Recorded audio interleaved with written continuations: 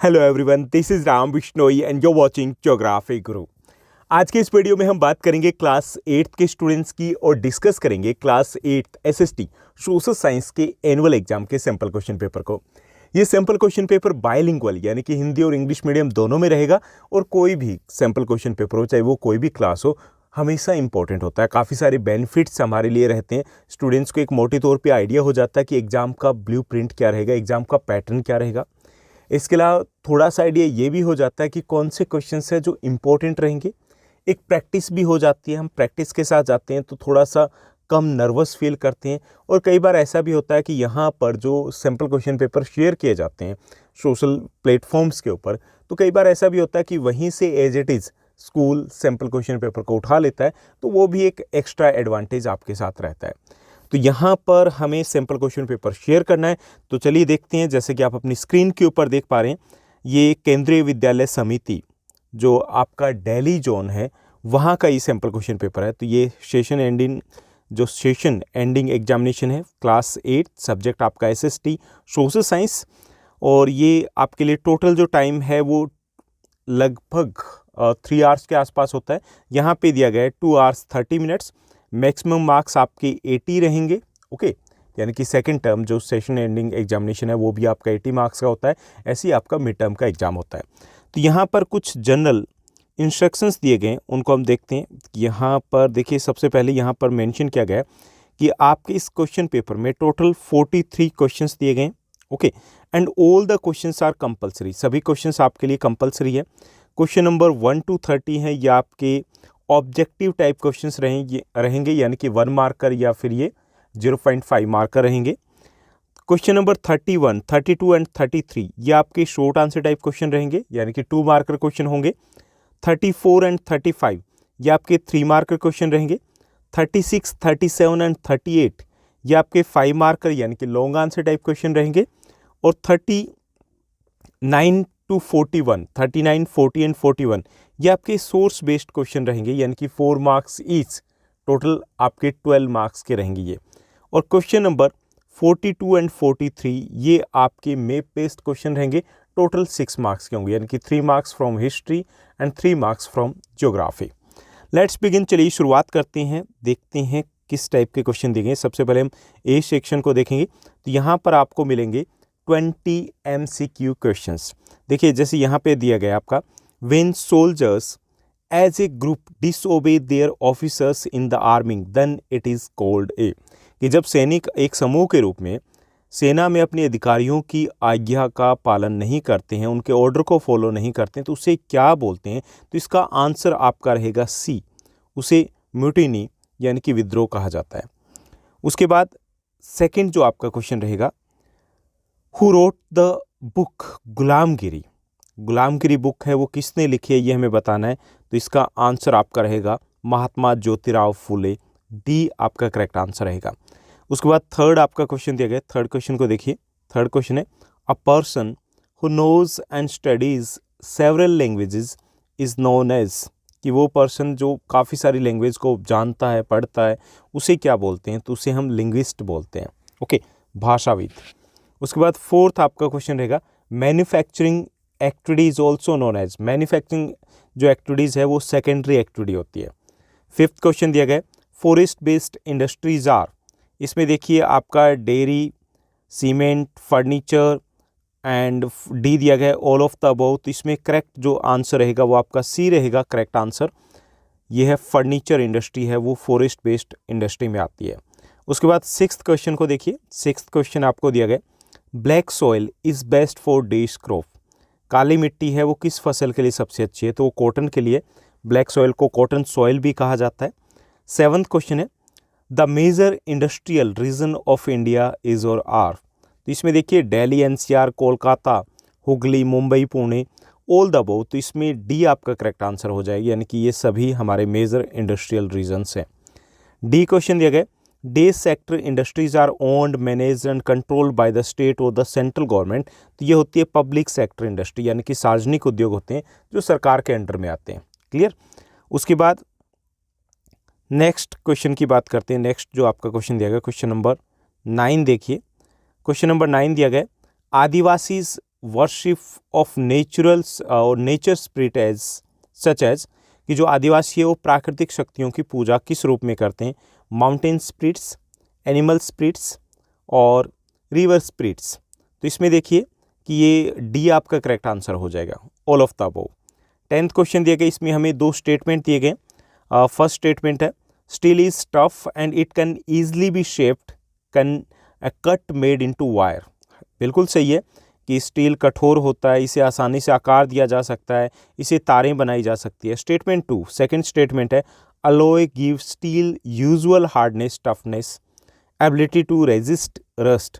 कि जो एलॉय है, मिश्र धातु जो है, वो स्टील को सामान्यतः कठोरता और जंग का प्रतिरोध करने की क्षमता प्रदान करते हैं। तो ये भी सही है। इसमें देखिए कि both the statements are true, तो डी आपका करेक्ट आंसर हो जाएगा। उसके बाद 11th क्वेश्चन को देखिए। 11th जो हमें क्वेश्चन दिया गया, do check the question number 11। 11th question दिया गया, स्टेटमेंट फर्स्ट दी गई pathshalas were set up by wealthy people and the local community. सही है बिल्कुल। एंड स्टेटमेंट सेकंड दी गई है the system of education was flexible in these pathshalas. ये भी सही है, जब मर्जी स्कूल लग गए, जब मर्जी ऑफ हो गया, कोई सिलेबस फिक्स नहीं था, कोई एग्जामिनेशन फिक्स नहीं था, तो फ्लेक्सिबल था। तो इसमें both the statements are true, C correct answer रहेगा। 12th है Indian National Congress was established in, भारतीय राष्ट्रीय कांग्रेस की स्थापना हुई थी 1885 में, ये करेक्ट आंसर रहेगा। 13th क्वेश्चन को देखिए, क्वेश्चन नंबर 13 दिया गया, the vernacular press act was passed in. Vernacular press act को कब पारित किया गया था? तो it was passed in 1878, B correct answer रहेगा।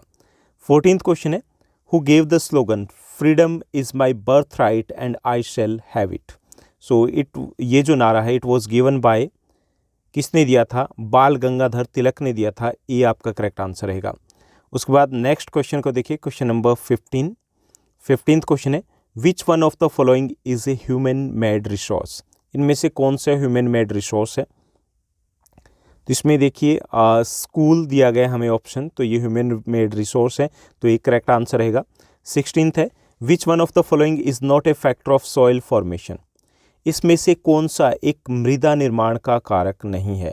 ओके, तो इसमें देखिए हमें डी में ऑप्शन दिया गया है ओशियन करंट्स, तो ये आपका करेक्ट आंसर हो जाएगा। इसका सॉइल फॉर्मेशन से ज़्यादा कुछ लेना देना नहीं है।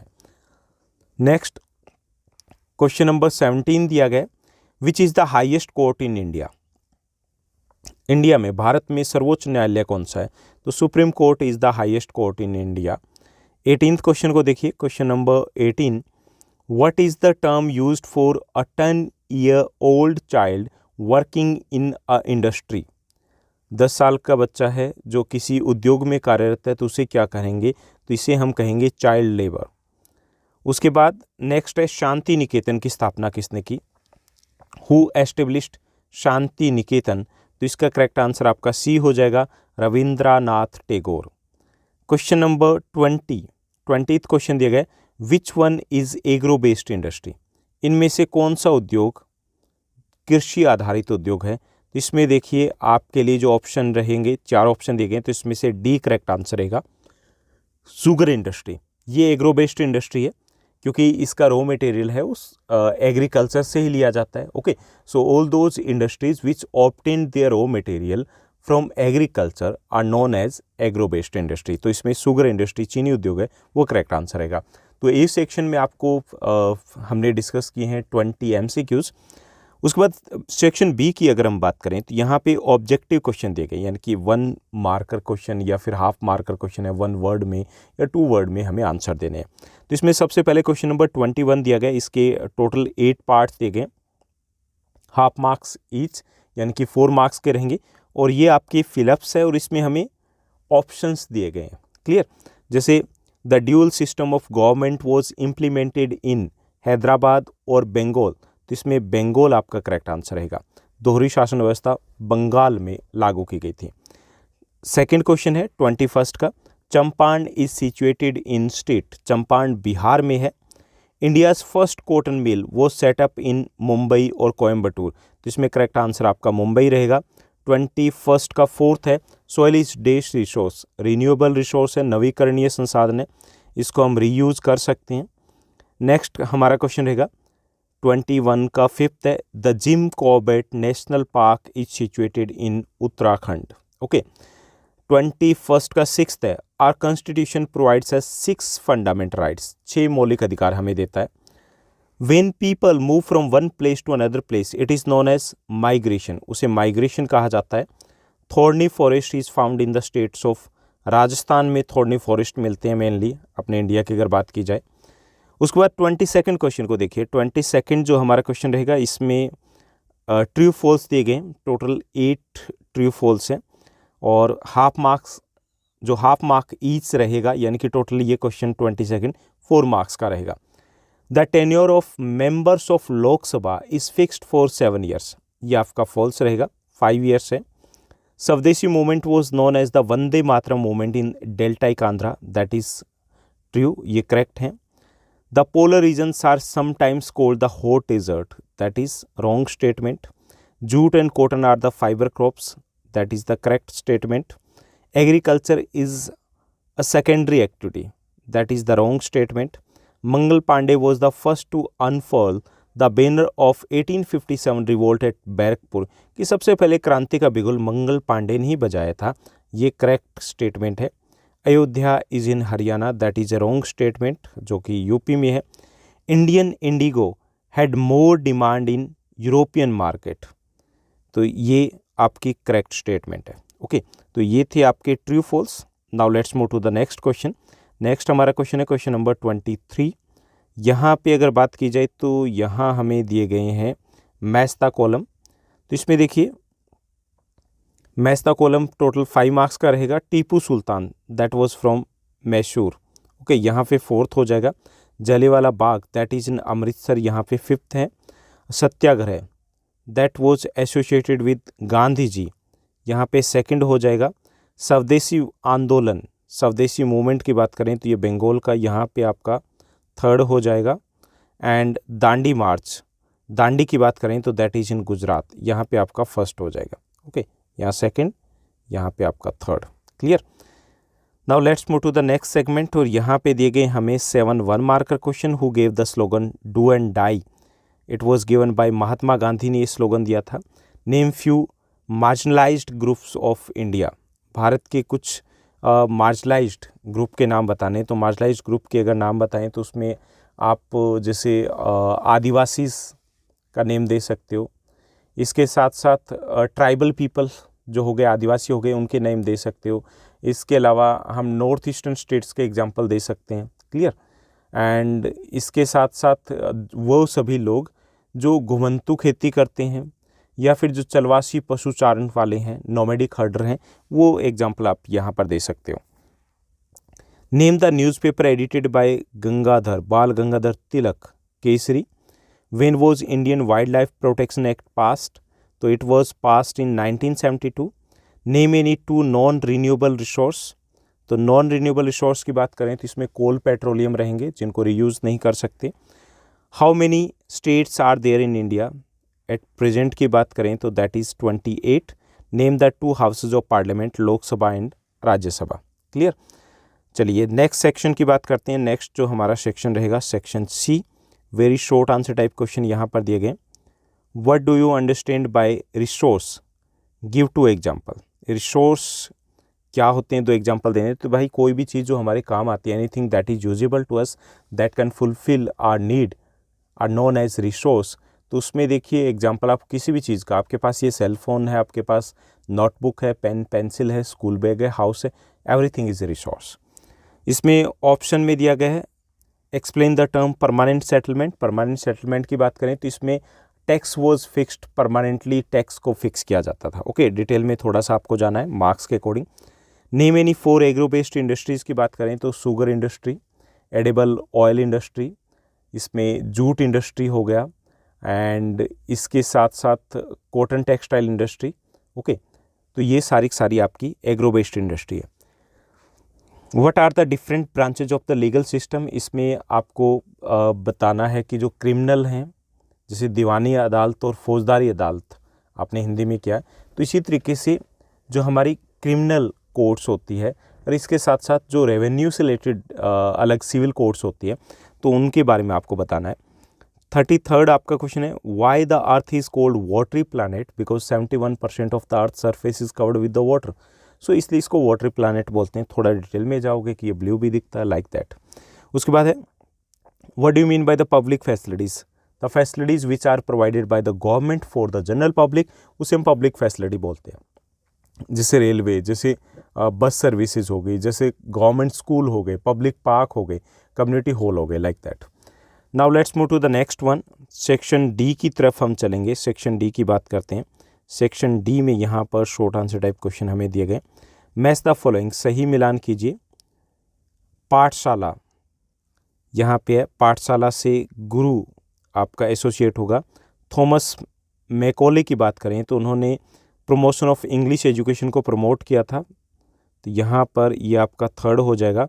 एंड महात्मा गांधी, जिन्होंने इंग्लिश एजुकेशन को क्रिटिसाइज़ किया था। या 3 ways to conserve the water, water को कंजर्व करने के 3 तरीके बताने भाई। रेन वाटर हार्वेस्टिंग हो गया, पानी को जुडिशली यूज़ करना है, ओके। इसके अलावा ग्राउंड वाटर को रिचार्ज करना है, खुले नल को बंद कर दिया, लाइक दैट। नेक्स्ट है, मिनरल और एग्रो बेस्ड इंडस्ट्री में डिफ्रेंशिएट करना है। जो एग्रीकल्चर से रॉ मटेरियल ऑब्टेन करते हैं वो एग्रो बेस्ड है, और जो मिनरल्स से एज ए मिनरल को रॉ मटेरियल यूज़ करते हैं वो मिनरल बेस्ड होती है। एग्रो बेस्ड की बात करें तो जैसे cotton, textile, jute, sugar etcetera, edible oil industry हो गए। और मिनरल बेस्ड में जैसे आपके iron steel industry, cement industry etcetera. उसके बाद ये दिया गया 4 important centres and leaders of 1857 revolt, ये हमें बताना है। जिसमें आप 4 इंपॉर्टेंट सेंटर्स जैसे दिल्ली हो गया, लखनऊ हो गया, कानपुर हो गया, झांसी हो गया, इनके लीडर्स बताने हैं कि कहाँ कहाँ पर कौन से लीडर थे। Now let's move to the next one. Next जो आपका क्वेश्चन रहेगा, सेक्शन ई की बात करें तो यहाँ पे आपको लॉन्ग आंसर टाइप क्वेश्चंस दिए गए हैं and you need to do only 2 out of 3। 2 ही क्वेश्चन करने हैं आउट ऑफ 3 में से। Mention the factors that affects the location of an industry. Industry की लोकेशन को अफेक्ट करने वाले आपको कारक बताने हैं, जैसे वाटर हो गया, raw material, market, transport, security, climate, okay, like that. उनको एक्सप्लेन करना है लिटिल बिट। 37 था आपका, right the geographical condition required for the crop of rice crop. Rice crop के लिए ज्योग्राफिकल कंडीशन क्या चाहिए? तो राइस एक फूड क्रॉप है एंड इट इज़ इस क्रॉप ऑफ खरीफ सीजन। उसके बाद आपको बताना है इसके लिए सॉयल कैसी चाहिए, इसके लिए टेम्परेचर की बात करें तो 24 to 35 डिग्री सेल्सियस आइडियल रहता है। रेनफॉल की बात करें तो it requires more than 100 centimetre rainfall. Soil, alluvial soil is the most suitable soil for rice crop. Labour की बात करें तो लेबर इंटेंसिव क्रॉप है ये। मशीन टूल्स की बात करें तो लिमिटेड यूज़ होता है, क्लियर। तो ये सब कुछ। और प्रोडक्शन की बात करें तो West Bengal is the leading producing state of India and after that other important states are Bihar, UP, Punjab, Haryana, Orissa, Andhra Pradesh etcetera. उसके बाद नेक्स्ट हमें दिया गया what are the different types of soils found in India, which soil is the most fertile. तो यहाँ देखिए कि mainly 6 types of soils are distributed in India. तो उसमें से alluvial soil, black soil, red soil, laterite soil, forest soil and the arid soil. Most important, most fertile जो है वो एलुवियल सॉइल है, जो लोड मिट्टी है। नेक्स्ट जो हमारा सेक्शन रहेगा उसमें दिए गए हमें सोर्स बेस्ड क्वेश्चंस, यानी कि 3 सोर्सेज दिए गए हैं और उस पर बेस्ड आपके क्वेश्चन रहेंगे जिनको आपको खुद को सॉल्व करना है। तो बहुत ईजी रहता है ये, हालांकि थोड़ा सा ध्यान देना है और टाइम बहुत ज़्यादा हमें नहीं लगाना है, ओके। तो ये आपके सोर्स बेस्ड क्वेश्चन रहेंगे। और लास्ट जो आपका सेक्शन रहेगा, सेक्शन जी, यहाँ पर रहेंगे आपके मैप बेस्ड क्वेश्चंस। तो यहाँ 42nd जो दिया गया, यहाँ पे आपके दिए गए हिस्ट्री से रिलेटेड मैप वर्क के क्वेश्चंस, जैसे दिल्ली आपको लोकेट करना है, चंपारण को लोकेट करना है, that is in Bihar, and Ahmedabad को लोकेट करना है, दैट इज़ इन गुजरात। जियो में आपको सिक्किम को लोकेट करना है, नेपाल को लोकेट करना है जो नेबरिंग कंट्री है, और वेस्ट बंगाल को आपको लोकेट करना है। तो ये रहेगा आपका क्वेश्चन पेपर। आई होप ये आपके लिए काफ़ी ज़्यादा हेल्पफुल रहेगा। इसके बाद भी अगर आपके कुछ डाउट्स रहते हैं तो आप कमेंट सेक्शन में कमेंट कर सकते हो। आज के लिए बस इतना ही। Thank you, bye bye, have a nice day.